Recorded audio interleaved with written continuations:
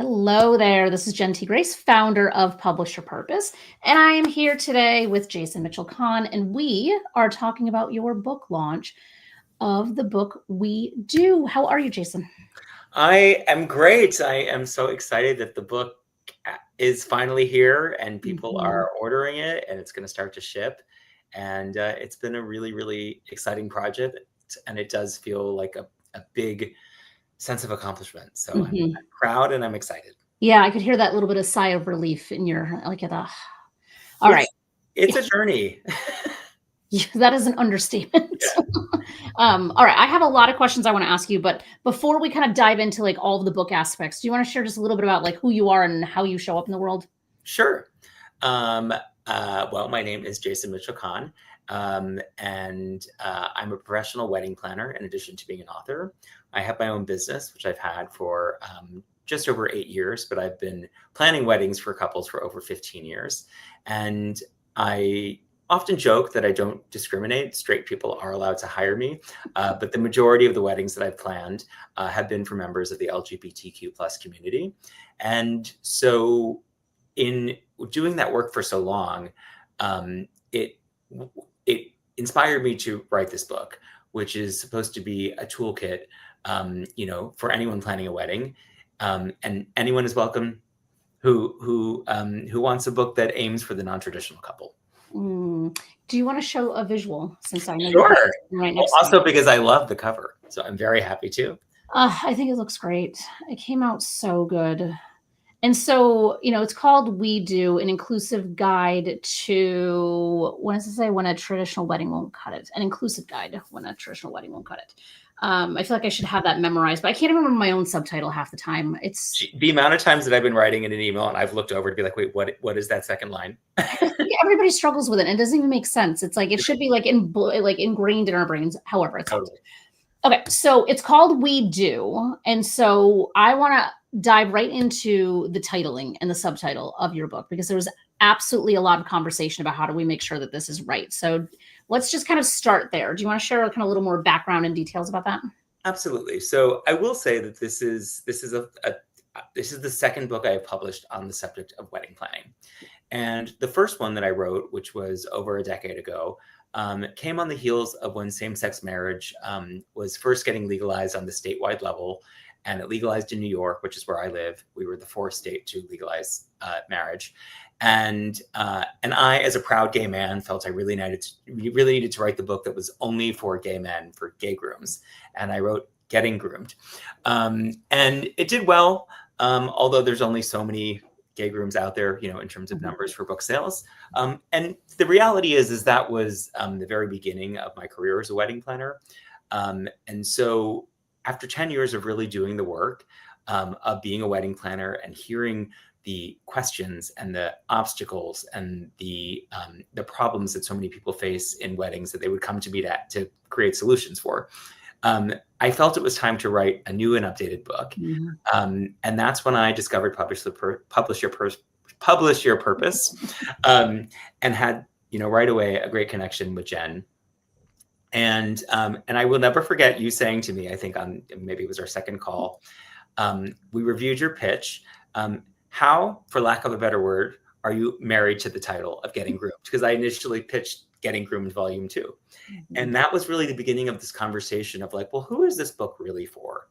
And coincidentally, around that time, I had been part of a few different experiences in my career that were specifically in the LGBTQ plus space. And for weddings, I was like at a global wedding conference for the LGBTQ plus community. And then I was on another panel at something here in New York. And we were just talking about how even in our space, the language was evolving to be less binary, because people identify in all different ways. I've had two men who have gotten married who told me they don't identify as gay grooms. They just wanted to be known as queer. It just began to inform the idea of like, well, maybe this doesn't need to just be for men and for grooms. And I looked back at my career and I thought, well, I've worked for so many different kinds of people that have found my style of working and the tools that I can offer them helpful. And you said to me, well, why don't we come up with a more inclusive title? And I began to think, I've been asked in my career, all sorts of other questions about press, and one of the things that people would often ask me is like, what do I find is the biggest difference when I plan a wedding for a straight couple versus a gay couple? Which usually I would say, we don't even really say those descriptors Mhm. anymore, but nonetheless, a lot of times, and not all the time, but a lot of times when I do plan a wedding for an opposite sex couple, if you will, it's really about creating the bride's day. Mhm. Groom sometimes is like barely involved. Sometimes there's been weddings where I haven't even met the groom until the wedding day. Versus for the most part, when I plan weddings for queer couples or non-traditional couples, they both really they both come to the table wanting to create a day that is about the two of them, and it's really about creating a wedding that is a reflection of the couple and not just like a bride's dream. And so that is what led to the title of We Do, because it was about the couple. I love that. And using the phrasing of an inclusive guide when a traditional wedding won't cut it.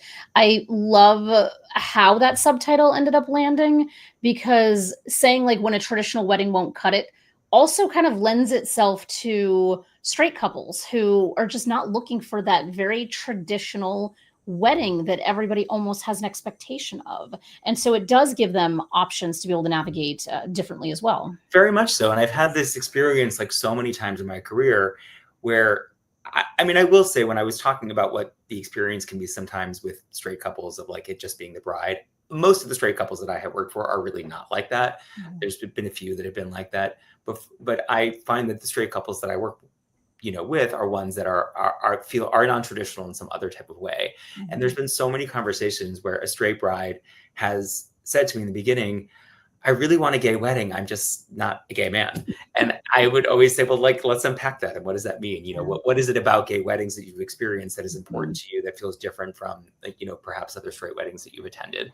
And a Yeah. lot of times it's some of the things that we already talked about. Like they don't want it to just feel like it's like the spotlight on them. They Mhm. really want to share in the day with their groom. Mhm. And some of the other formalities and traditions that they've just seen in other weddings just don't speak to them, like Mhm. bridesmaids being in matching dresses or, whatever it is. Um, and the more we unpack it, I'm like, none of this has to do with being gay. It's just about what you feel the freedom to do in terms of the traditions that you want to honor. And so Yeah. that's really where it became about putting something in the subtitle that was about having a non-traditional wedding. Because Mhm. as I've said to every couple that I've ever worked with, the only thing you actually have to do to get married is paperwork. It's signing a marriage license. Yeah. Everything else is based on tradition Mhm. that you might have seen in weddings that you've attended or weddings that you've seen, Mhm. on TV or movies or whatever it is. But none of that is required. There's nowhere that there's any mandate that says, after you enter your reception, you must do a first dance as a couple or your marriage won't be binding. I mean, there's no rules like that. So Yeah. it's always about saying there truly are no rules. It's about what speaks to you and how can we create an event that's a reflection of the two of you. Yeah, and I think that there's a lot of times where just saying the word traditional doesn't really evoke a specific thing. It's just kind of like a word. Whereas in like wedding speak, I feel like a traditional wedding, like everybody kind of knows what that means. So it's kind of Correct. nice that it's a shared language at that point. Right. And I've Mhm. just heard all these things throughout the course of my career where people are like, I don't want like a wedding band or I don't want wedding food, because and that's really what they're speaking to is like they don't want the traditional versions of that they've Yeah. experienced that like are not fun or not delicious or whatever. And so we're always, I mean, that's always been my mission in my career is to never create those sort of cookie cutter experiences for people. Mhm. And so those are all things that people associate with tradition. Mhm. And then, of course, the parts of the wedding ceremony, which is the more personal part usually, how you get people down an aisle, in what order, and what sides they stand on, and if that's even important. I mean, Yeah. I always laugh sometimes, or like there's so many weddings that where I'm, you know, we have the couple in their wedding party and they're in whatever room we're holding them in before we start the ceremony, and guests will come up to me and say, well, which is the bride side and which is the Mhm. groom side? And we like never do that anymore. There are no sides. Yeah. It's an open seating plan for anyone to sit wherever they want, because usually the couples that I work for kind of know all of their guests, even if certainly there's a family or whatever. But Yeah. it's like a dated question. Yeah. And you know what's interesting is that I can't even the amount of like I've been to many weddings, as I feel like a lot of people have. And I went to a wedding last year that was the quintessential definition of a traditional wedding, where there ended up being like a sparring match between the mother-in-laws because of which side people were on in the church. Like it was very theatrical and very entertaining to watch because I'm like far enough removed that I'm like, this is not my problem. This is not my family. I'm just here. But it was interesting because I'm like, wow, it's been a long time since I've been in a wedding where that mattered so much to the families. Right. And, it might have been just the mother-in-laws that it really mattered to and nobody else. But it was just, it's interesting to kind of see how things evolve. And I think that to me, it would be a benefit to work with someone like you to plan their wedding, especially because queer people have always had to be creative. Because, like, when it's against the law to have gotten married, all bets are off. You can do whatever you want for a wedding. So, like, I think Yeah. that's the beauty of why traditional never really kind of like stuck in the LGBTQ space. Yeah. And as someone who's like, I mean, I'm in my 40s, and, growing up, I mean, I never imagined that it would be so normal Mhm. that, all of my, friends and people my age would be getting married. I Mhm. mean, it felt like such an unrealistic thing because we never saw queer weddings back then. And Mhm. so now to not only have known some people who've gotten married, but let alone make a career in planning these weddings, it's, I definitely look back and be like, I didn't plan to be here, and it's wonderful. Yeah. Yeah, and I think that that's what's beautiful about your book, and I wanna kinda talk to you about, like, what a reader can kind of, like, expect and how to navigate it, because I know that it's, like, more like, there's so much more than just kind of we'll use the word traditional, just a very traditional, wedding planning book, because I am now divorced, but once upon a time, I did get married, and I would have loved to have had a book like this to help have navigated me through the process, because I was just kind of winging it in the dark based on n things that I didn't wanna do. And Right. then it was almost like I don't want this, but I don't really know what I do want. And so having a book that could have helped would have been very valuable then. Yeah, I mean, what I think is also important is when we were working on the second line of the title, we were workshopping certain things that at one point use words like definitive, and I really didn't think that that was a great word to use because it's sort of impossible to write the most definitive guide that covers every subject in weddings. Every single wedding that I do, and I've done hundreds, brings something new to the table. I mean, there's something that comes up that I'm like, this is the first time I've ever had to figure this out. Mm, And so in no world could I imagine creating a book that will cover every single possible scenario that someone might go through when planning a wedding. But I do my best to cover as much of it as possible. And we're also in an industry like so many where things are constantly evolving, especially in the space of like where technology and now AI are influencing the way certain things that are done. mhm, So I walk couples through in this book when you read it. There's a few things that you can expect. One, if you can't already tell from this interview, I don't take myself too seriously. And I believe that wedding planning, while it is a serious matter, is much more enjoyable when you have a sense of humor when you're doing it. And that's the way that I always work with all of my couples who hire me, as their planner. And so I've really tried to infuse a lot of humor into the book as well, to remind couples as they're going through different chapters to take a breath and laugh and like celebrate. Like in the end of the day, it's the fact that the two of you are getting married. Like the less you can be stressed about is planning decisions, and the more you can have fun with it and realize that like not everything is going to be perfect, and embrace asymmetry and all those types of words that come up, the better your experience is going to be. And I remind couples of that several times throughout the book. I walk you through the A to Z's of like what can go in a wedding and allow you, because sometimes couples are like, oh, I didn't even think about something like that. mhm. And I'm so immersed in this space that I do it all the time. But so it gives couples sort of an A to Z list of things that can go into weddings, and encourages them to rank them in levels of priorities of what they feel Yeah. is very important to them to have, not so important, like don't want. So you can focus on what's really important to you as a couple in planning a wedding. Yeah. Oh, I love And that. Mhm. what's, I think, one of the best tools about this is that if you buy a copy of the book, there's a QR code inside of it that gives you access to a downloadable workbook. So you can actually do the work in planning your wedding in a spreadsheet that is similar to what we use for clients that hire us to do this for them. But that really gives you all the tools to work on the different subjects of wedding planning and keep them organized. And one of the greatest things about this is that since it's an online workbook, it's something that we can update over time Mhm. as different things become more normalized. And that is a big part of like where technology has affected things and is affecting things very quickly. I mean, in the book, we talk about not only in the old days did people talk about hiring a photographer and possibly a videographer, but now there's a third category of content creators. Mm. Couples really want because of social media. And that is different than what a photographer or videographer does. That is someone who is there to turn stuff around very quickly that you can post on social media. And I can, right now, it's some couples are into it, some aren't, but I can see a world where it's like there's no wedding without one. And if that becomes normalized, then that would go on our, in the workbook as a vendor that you definitely want to consider.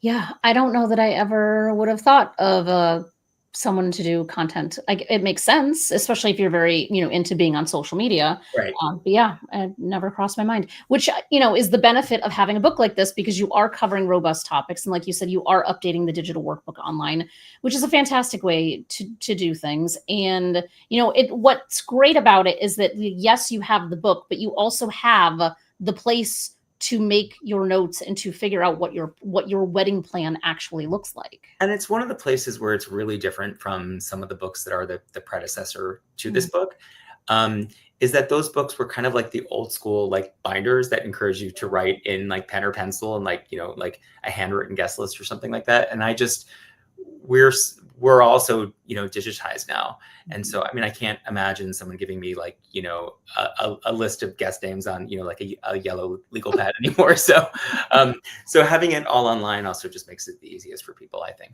And I also would imagine that it'd be way easier to go into bridal stores or to pick out whatever decor you're using or cakes or things like that when everything is just digital and you can access it on your phone. Yeah, you just open it on your phone. Yeah, way easier than carrying around a binder. Yeah. Correct. Yeah. And I'm curious, this is not, like the AI side of things. I was going to say this is not what we planned for, but I'm curious how kind of like AI is maybe now helping and supplementing for folks in terms of their wedding planning. Yeah, I mean, in terms of planning, I mean, it's certainly it is faster to type something into AI. Like, can you suggest, 5 unexpected songs that could be our first dance? Or, I mean, and those responses are just, they're like fascinating because they're just, they come so fast. And that's a place where I think it's like really helpful. I mean, sometimes it's like you could go down a really long rabbit hole on Google before of like what other people have done for their first dance when wanting a non-traditional moment. So that's a place where I think AI is really helpful. It's also great as a double checker of things. Like you can, put a guest list in and ask AI to scan for typos and inconsistencies and things like that in a way that just were, human error before that, and so those tools are really, really helpful. What I don't think, I don't think AI will ever be able to take over the majority of a wedding experience because the wedding has to still be a reflection of the couple for it to be a success and to be an authentic event. And I just don't, I mean, maybe we'll look at this interview in a year and be like, wow, we were so wrong. AI knows all of the ins and outs of our brains and can do it for us. But right now, it's not like that. To me, I was like, oh, I wonder if it could help with seating charts because I feel like that is one of the most painful things that. But again, I mean, like I've had the nuance that have asked me like, like what's the trick to doing seating? And I was like, there's not really a trick. I mean, and most couples get about 85% through their guest list, and it's very easy to group them into if you have tables of 10 or something like that. And then you reach that final 15%, you're like, this is all the people that are more, that are not connected to big groups. Like, where do they go? Yeah. And I just can't imagine that AI would understand the nuance of those. Really great point. But I've certainly had, we're in an era where most of my couples don't have, like professional wedding officiants or clergy. It's usually friends or family that have gotten ordained and are going to be personal about planning a wedding or performing the wedding ceremony. And if it's their first time doing it, a lot of times they've told me, they're like, I asked ChatGPT for a sample script and that's where I got started. Yep. Like whatever it takes, but nothing I think is going to replace the need for a book like yours, because even though, AI has access to all the information, the benefit of a book is that it is sequentially created with intentionality to bring someone from start to finish in their processing. So I feel like that will not replace your book in any way or replace the human element of it, because you still need a human with eyes and with a brain who can help navigate all of those nuances that you're talking about. Correct. Yeah. And it goes back to, the industry at large that I'm a part of. I think that is like one of the most beautiful things that I see over and over again at weddings, is that ultimately that's what people love the most about being at them, is something that feels very human. Mhm. It's a day when all of us are away from our computers and having real connection, conversation at dinner Mm, tables, moments on a dance floor, mhm. moments of tears in a ceremony. Yeah. It's just human, and it's the weddings are an emotional journey in a very good way if they're done Mhm. well, and I don't think that can ever get replaced by AI or technology. Mm-mm. No, I completely agree. Which is nice that there's, some industries that will be touched in less aggressive ways. Yeah. Until there's robot officiants in the future. Yeah, exactly. Well, I feel like with our society, who knows what could happen. Truly, I mean, I can't. I'm when I see these self-driving cars, I'm like, that Yeah. it's like, really, do we need that? Yeah. Yeah. I don't trust it. I'm staying away. Yeah. Same. Yep. Is there anything that you want to mention or bring up that I have not asked you about? Um, I don't think so. I mean, we covered where we got the title. We covered that Mhm. this is my second book, what Yeah. people can expect. Um, I mean, the only thing I would say is I do say this in the intro of the book. Um, for any readers who are people that are just readers who have bought the book and are not necessarily people that are couples that would like hire me in person to be their planner. Mhm. If there is any question or situation you find yourself in that the book doesn't cover, that you're looking for expert advice, reach out, and it would Mm. be my absolute honor to answer the question and make a post about it, because if it's something that you were thinking about, chances are it would be helpful for another couple going through the same thing. Yeah, absolutely. And I guess my final question would be like if you were to wave a magic wand and someone has bought the book, they have utilized it to help plan their wedding, and they're reaching out to you on the other side of that a really magical day, what are you hoping that they'll be saying to you? Thank you.